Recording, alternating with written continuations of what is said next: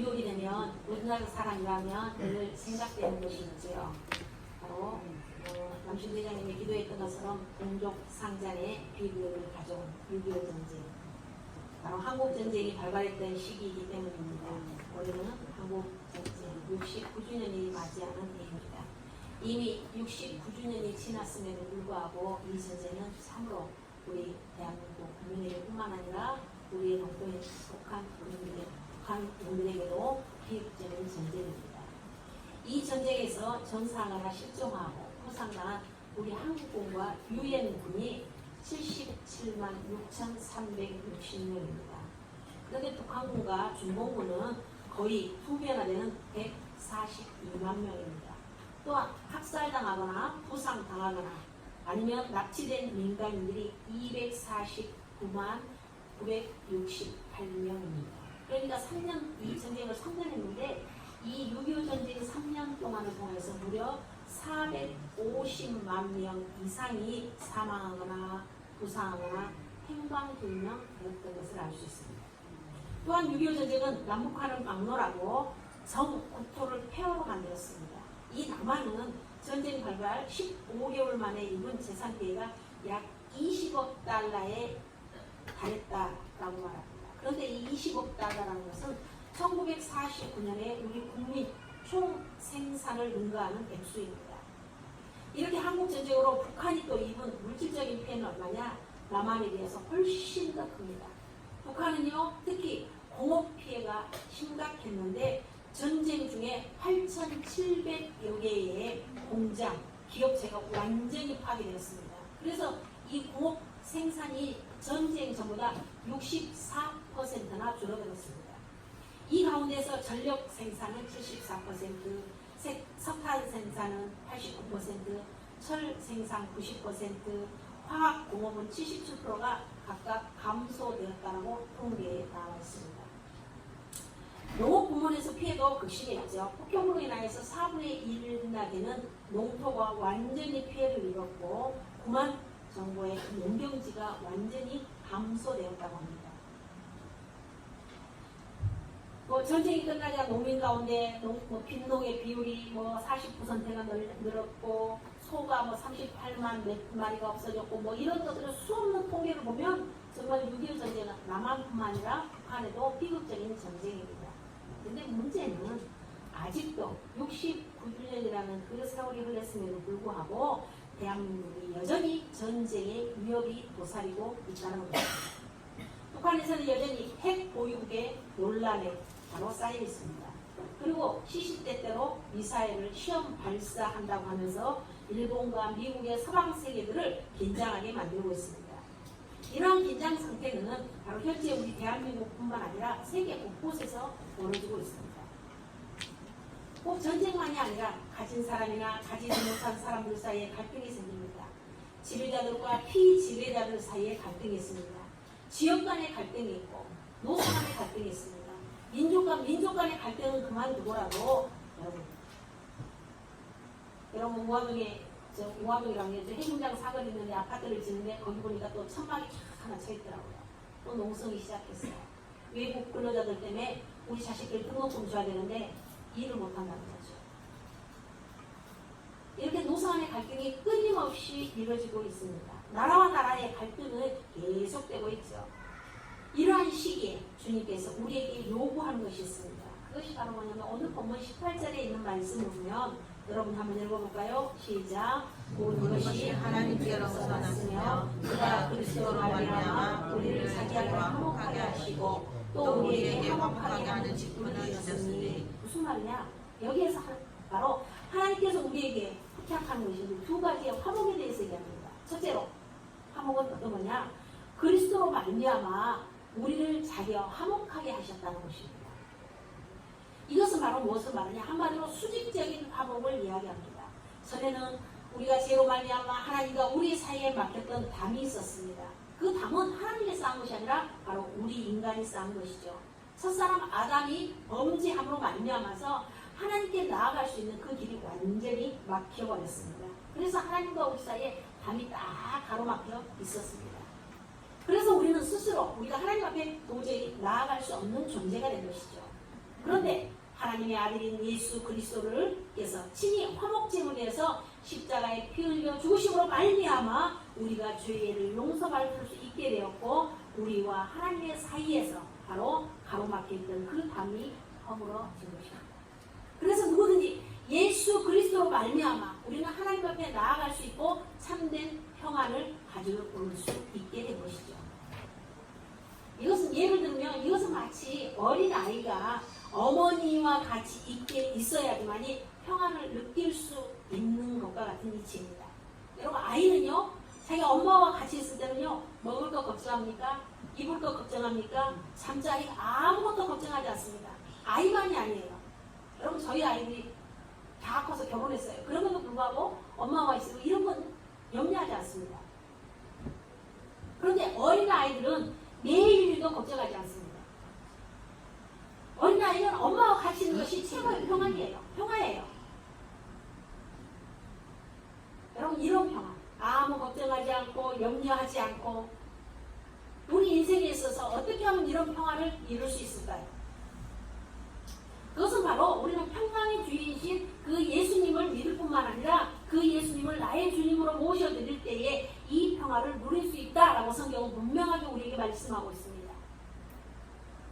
그것이 이사야 26장 3절에 보면 주께서 심지가 견고한 자를 평강하게 하고 평안하도록 지키실 것이다. 이는 주를 신뢰함이니라 이렇게 말씀하고 있습니다.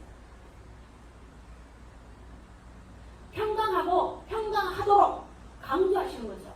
어떤 사람? 바로 흔들리지 않냐고 주님을 믿는 그것이 바로 신뢰할 뿐만 아니라 흔들리지 않게 견고하게 있는 사람, 그 마음의 중심이 주님께 향하여 있는 사람을 평강하고 평강하게 하도록 이렇게 거듭 강조하고 있는 것을 볼 수 있습니다. 그렇습니다. 여러분. 우리의 십자가에 달려 돌아가신 예수님을 통해서 하나님께 담대하게 나갈 수 있는 담력을 얻게 되었고 수직적으로는 하나님과 화목을 이룰 수 있도록 되는 것입니다.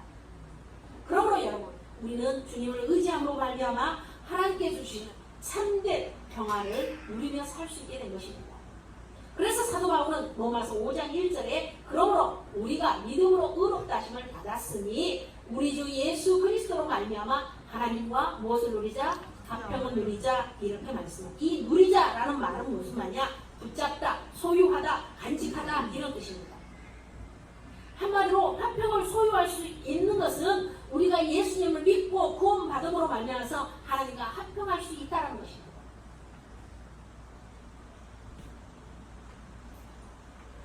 그것뿐만 아니라 둘째로 또 우리에게 화목하게 하는 직분을 주셨다 이렇게 말씀합니다. 우리에게 화목하게 하는 직분. 첫 번째는 바로 그리스도로 말미암아 우리를 자기와 화목하게 한다. 이것은 수직적인 관계입니다. 그런데 또 우리에게 화목하게 하는 직분을 주셨다라고 이렇게 말씀합니다.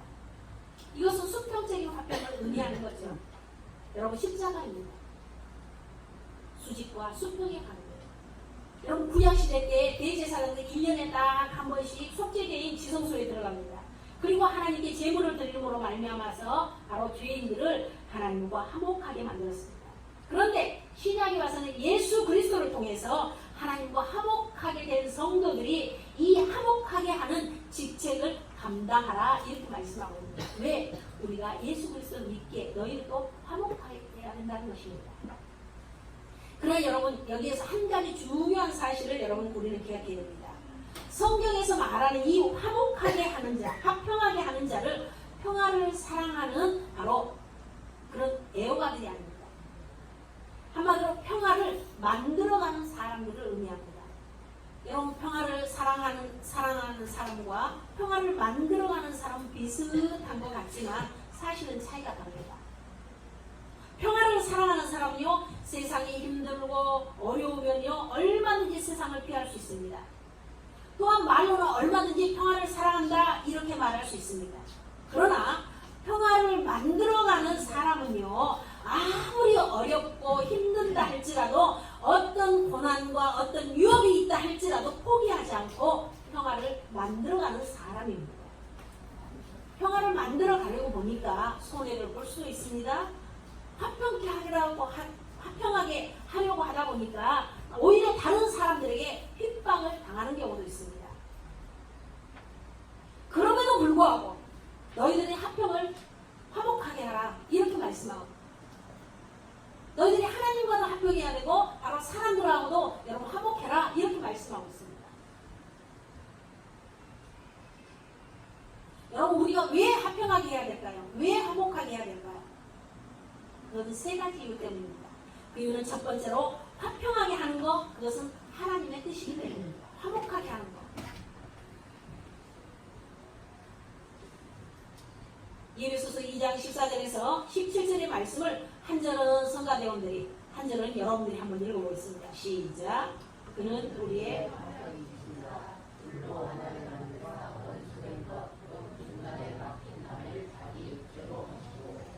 법조문으로 낸 계명의 율법을 빼앗았으니 이는 이들로 자기 안에서 한세 사람을 지어 화평하게 하시고,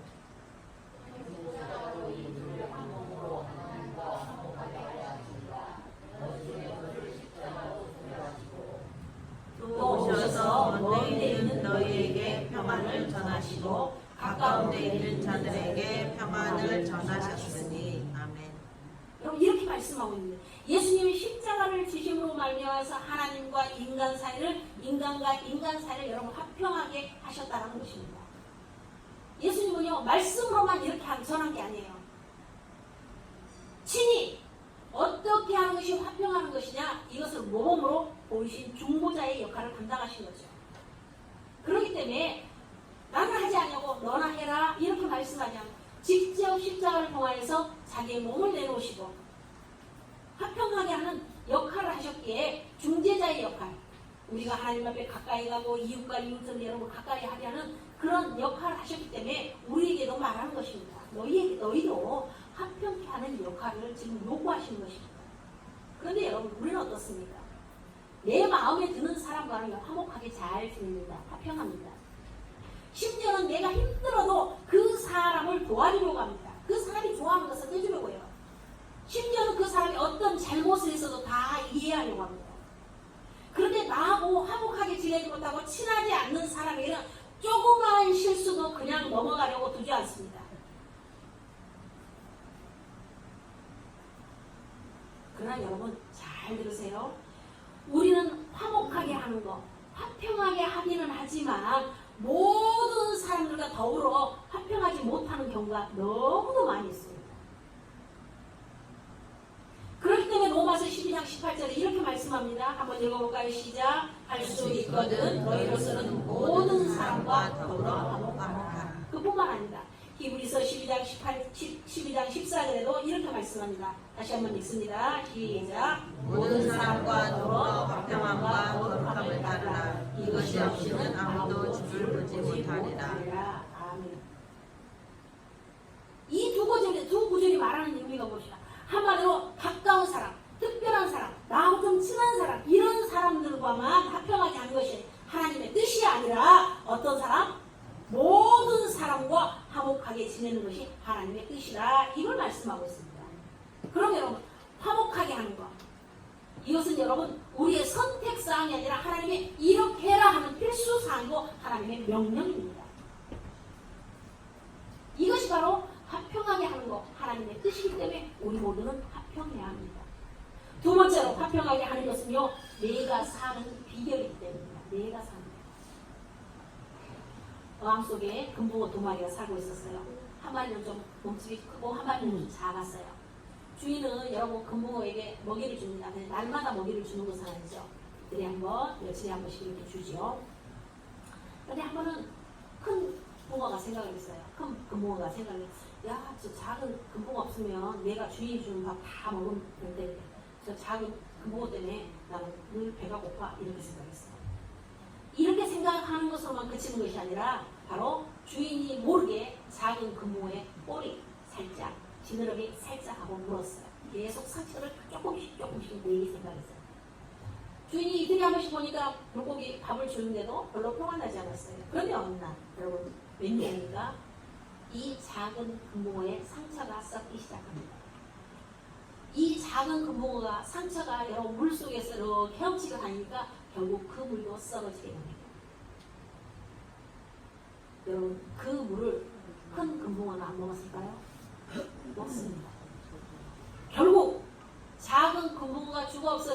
자기가 배불리 먹으리라고 생각했는데 오히려 작은 물고기에게, 작은 금붕어에게 상처를 내물을 하면서 그 상처에서 독이 품어져 나서 결국 그 물속에 있는 금붕어, 큰 붕어, 작은 금붕어가 다 죽고 말았다는 거예요. 때때로 우리는요, 남을 죽이면 내가 좀 잘 살 것으로 여러분 오해하기가 쉽습니다. 남을 낮추면 내가 좀 높아질 것으로 착각을 합니다. 그런데 여러분, 상대를요 깎아내리면 내가 높아지는 것이 아니라 오히려 똑같이 추락해버리고 만다라는 아이들의 동화의 이야기입니다. 마태복음 5장 22절에 그래서 예수님은 이렇게 말씀합니다. 나는 너희에게 이르노니 형제에게 노하는 자마다 심판을 받게 되고 형제를 대적하여 나가라 하는 자는 공회에 잡혀가게 되고 미련한 놈이라 하는 자는 지옥불에 들어가게 되리라. 이렇게 말씀합니다. 한마디로 형제에게 노를 품는 자는 이미 제6계명을 범했다는 말씀입니다. 그러므로 형제에게 화를 내지 아니하고 형제와 화목하게 지내는 것이 서로가 망하지 않는다는 비결이다. 이것을 우리에게 말씀하고 있습니다. 그런데 여러분, 우리는 쉽게 화를 냅니다. 남에게 무시했다고, 남에게 무시당했다고 화를 냅니다. 나에게 손해를 끼쳤다고 이성을 잃어버립니다. 남의 차가 내 앞에 가로질렀다고 해서 화를 내고 우리는 욕을 합니다. 심지어는 큰 것도 아닌 작은 것에 여러분 분을 품습니다. 그러나 여러분 기억하십시오. 분은 죄를 만들게 되고 이 분은요 몸에 복을 만들게 된답니다. 일본의 어떤 학자가 사람을 굉장히 열을 올리게 했어요. 뚜껑이, 우리 평으로 뚜껑이 열리게 만들었어요. 그런 다음에 그 사람의 체내에 있는 액체를 뽑았습니다. 그리고 그 액체를 짐승에게 투여했어요. 그런데 그 짐승이 얼마 살지 못하고 죽었다는 연구 보고서를 발표한 적이 있습니다. 한마디로 사람의 분노가 그만큼 무서운 것이다. 이것을 우리에게 보여주는 것이다. 다른 사람에게 화를 내지 말고 여러분 우리는 화목해야 됩니다. 왜냐하면 이것이 다른 사람을 위한 것이 아니라 곧 누구를 위한 것이라고요? 나를 위한 것이기 때문입니다. 다른 사람에게 화를 내면 다른 사람에게 손해를 보는 것이 아니라 오히려 내가 손해를 봅니다. 내가 그 분을 삭히지 못하면 여러분 내가 화병이 되는 거죠. 사랑하는 여러분, 형제를 욕하면 결국 내가 여러분 손해를 본다는 사실을 기억하시기 바랍니다. 나가라고 이렇게 분노를 하는 사람에게 공회에 잡혀나다 이렇게 말씀하시고 미련한 놈이라고 하는 자에게는 지옥불에 바로 들어가게 된다라고 성경에서 분명히 말씀하기 때문에 그러므로 형제와 화목하지 못하면 내 손해라는 사실을 우리 모두 기억하시기를 주님의 이름으로 부탁드립니다. 세 번째로 화평케 하는 자는 왜 화평하게 해야 되냐? 바로 복을 받는 비결이기 때문입니다. 이게 하나님의 뜻이기도 하고 내가 사는 비결이기도 하지만 여러분이 가장 좋아하는 거 복을 받는 비결입니다. 주위 사람들과 여러분 더불어서 화목하게 이루는 사람이 복 있는 사람입니다. 옛날에 어떤 한 공작 부부가 있었어요. 근데 예쁜 외동딸 공작새를 예쁘게 키웠어요. 여러분 하나밖에 없은 공작새는 얼마나 예뻤겠어요. 그래서 드디어 이제 나이가 들어서 저 멀리 숲으로 시집을 보냈어요. 근데 시집간 이 공작새가 눈물을 흘리면서 집으로 돌아왔어요. 풀이 자꾸 뛰고 친정으로 왔어요. 그래서 엄마 공작새가 물었어요. 왜 무슨 일 있어? 라고 물었어요. 엄마 숲의 새들이 다 나를 따돌려요. 외로워서 견딜 수가 없어요. 남편도 나를 이해해주지 않아. 이러면서 울먹입니다. 경험이 많은 엄마 공작새가 이렇게 물었어요. 너 혹시 숲속에서 아무 데나 네 낙엽을 쫙 이렇게 펴건 아니야? 이렇게 물었어요. 그러니까 엄마 어떻게 알았어? 엄마 그건 하나님이 우리에게 주신 선물이라고 그랬잖아. 그러니까 사람들에게 이 선물을 쫙 하고 이쁘니까 조금씩 펼쳤지. 이렇게 말합니다. 엄마가 말합니다. 얘야 하나님이 주시는 선물은 남을 부끄럽게 하려고 주신 것이 아니야. 골프 치는 사람들에게는 젠틀맨 골프 상식이라는 것이 있어. 그게 뭐야? 여러 사람들이 모인 자리에서 골프 치지 않는 사람이 있으면 절대로 골프 이야기를 꺼내지 않는 것이란다. 그 의미 알겠니? 이렇게 말했다고 합니다. 이 공작새가 고개를 끄덕끄덕 합니다.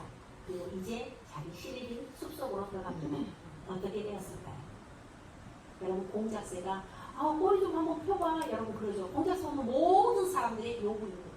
공작새가 핍니까? 안 핍니까? 안 펴요. 시집에서 안 쫓겨나고 왕따 안 당하고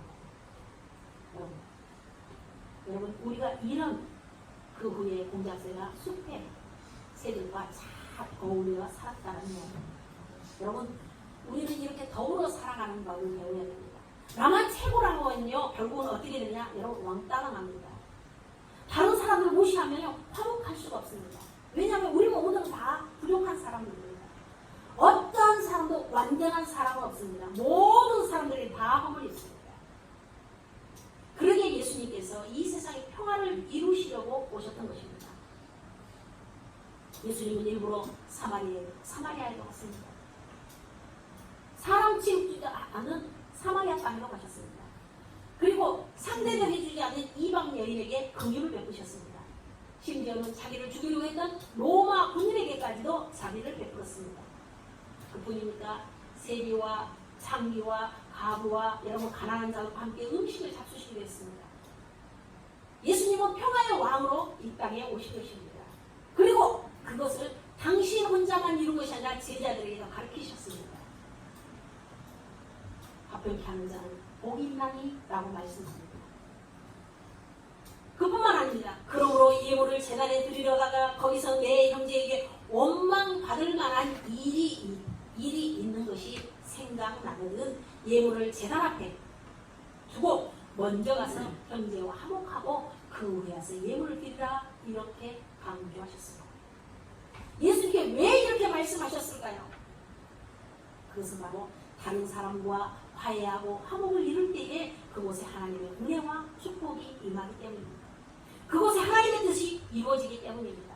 화목하지 않는 곳에는 하나님의 은혜와 축복이 임하지 않는다는 사실을 여러분 기억하시기 바랍니다. 왜냐하면 화목하지 않은 사람엔 하나님께서 무엇을 받지 않는다고요? 예배를 받지 않으시기 때문입니다. 여러분 겉으로는 친절하게 여러분 보이려 할지라도 마음속으로 혹시 등을 돌리고 살아가고 있는 분은 계시지 않습니까?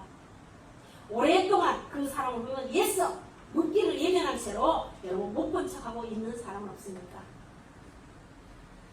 혹시 담 하나 사이에 두고 있는 이웃과 화목하지 못한 채 서로 온수지간이 되어 있는 사람은 없습니까? 만약 그렇게 살아가고 있다면 이유야 어떻게 되었든지 간에 이것은 정말 하나님의 은혜와 축복으로부터 점점 멀어져 가고 있구나 이렇게 생각해야 됩니다. 여러분 용기를 내십시오. 화해는요 빠르면 빠를수록 좋습니다.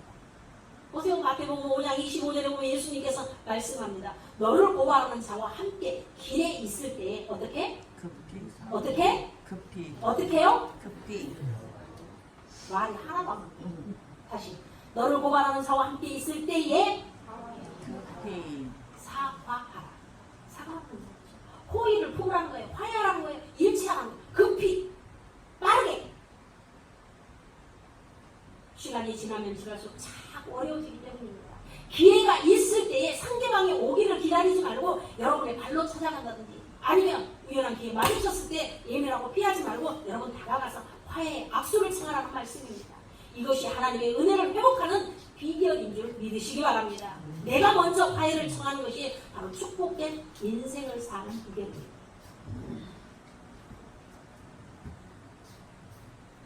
예수님께서 마태복음 18장 10절에서도 그래서 이렇게 말씀합니다.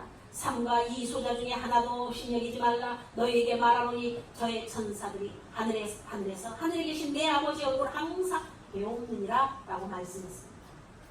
한마디로 그 사람 힘들게 하지 마라. 그 사람에게 악을 행하지 말라. 이런 말씀이 아니라 뭐예요? 뭐하지 말라고? 업신여기지 말라는 말씀이에요. 여러분 업신여긴다는 말은 뭐예요? 이 마음속으로부터 여러분 무시하지 말라는 것입니다. 그냥 드러나는 얼굴은 여러분 웃는 얼굴로 보일지라도 말은 친절하게 할 때라도 그 속은 네가 이렇게 무시할 수 있다는 것입니다. 자, 옆 사람이 한번 해봅시다. 정말 여러분 마음에서 우러나와서 정말 사랑하고 있는지 아니면 목사님 시키는 거 아니어서 별로 안 보고 싶은데 여러분 이런 마음이면 한번 해봅시다. 자, 옆 사람에게 주님의 이름으로 사랑합니다. 성경에서 분명히 말씀해 이 소자 중에 하나도 업신여기지 말라 이렇게 말씀하셨어요. 업신여기지 말라. 야, 그 사람 힘들게 하지 마. 그 사람에게 나쁜 짓 하지 마. 이게 아니에요. 뭘 하지 말라고? 업신여기지 말라는 것입니다.